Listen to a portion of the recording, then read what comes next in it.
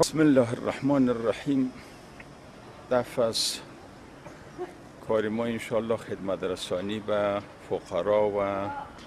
مستضعفینه که حالا اینم توسط مرحله دوم از کمک هایی بوده که مهاجرین عزیز ما در یکی از شهرهای کانادا به نام شهر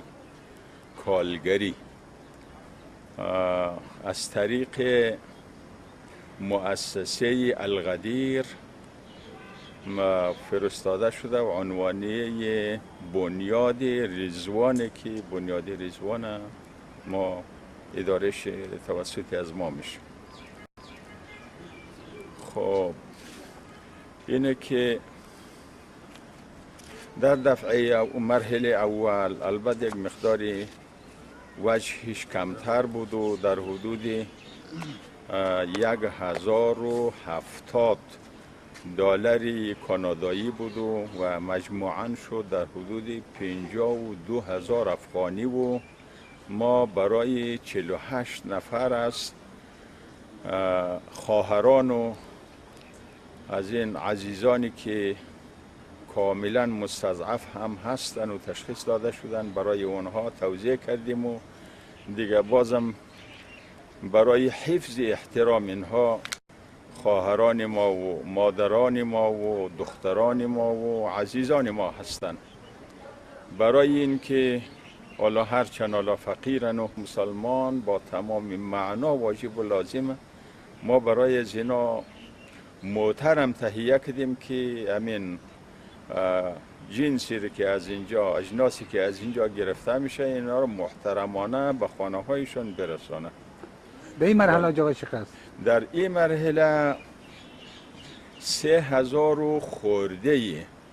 3,000 تقریبا 95 دلار کانادایی بوده که هزینه صرف دلار به افغانی هم اونجا محاسبه شده و بازم 3,000 خورده از دلار کانادایی مانده و صرف شده به افغانی 150,000 افغانیه. این مرتبه 150,000 افغانیه که انشاءالله ما در نظر گرفتیم در حدود 130 نفره 130 خانواده را انشاءالله که ما دیگه کمک بکنیم برایشان. دیگه یک مقداری البته که باز هزینه های نقل و انتقال اجناس و بازم نقل و انتقال این عزیزان ما را تا خانه هایشان به توسط ماشین و موتر و اینا که برای از اینا هزینه های در نظر گرفته شده که خب انشالله محترمانه اینها هم به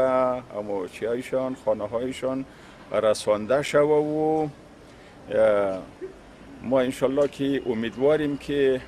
بیتانیم که را گسترش بدیم، چون از فامیلا و دوستایی هستن در آلمان و اونجا هم همونطور اظهار آمادگی کردن و در انگلیس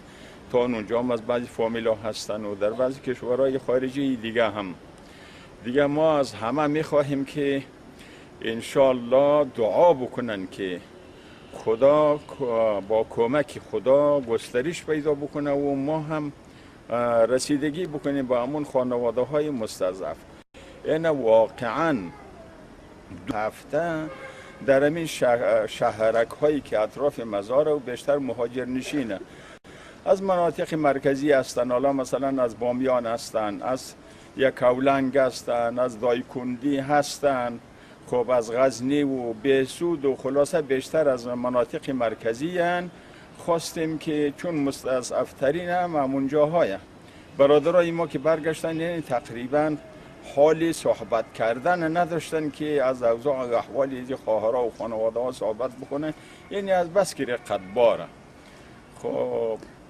برای چند خانواده؟ برای 130 خانواده چی بسیار از فقرایی هستن که کفششان از خیلی انسانهای اشرافی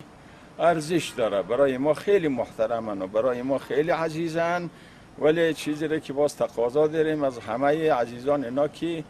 دیگه اینا هم دعا بکنن که خدا کمک بکنه که ما هم بتونیم که انشالله در خدمتشان باشیم و یک خدمت رسانی نسبتا خوبی انشالله که صورت بگیره. ما از همه این مناطق تقریبا این مرتبه، یعنی بیشتر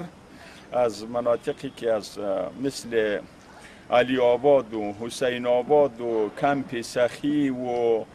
حالا مثلا نور خدا و از جاهایی که بیشتر مهاجر نشین از مناطق مرکزی از اونجا که آمده اینجا جا گرفته، یعنی بیشتر از اونها همی افراد انتخاب کردیم که دستشان به هیچ جایی بند نیستن. کسایی هستن که 3-4 تا صغیر یتیم دارن و سرپرست هم ندارن و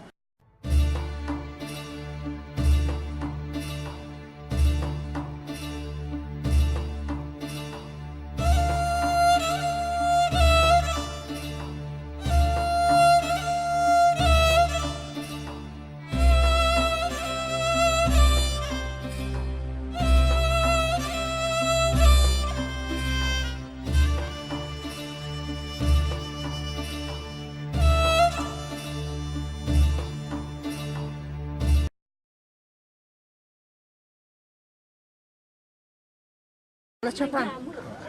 بار دوم است که به ما کمک کردن. خیر ببینه خانه شاباد، ببینه حاجی آقا را ما کمک کرده، چیز نداشتیم زمستان است، این بار دوم ما کمک کرده. خیر ببینه خدا خیر بده. سالی اشتلایی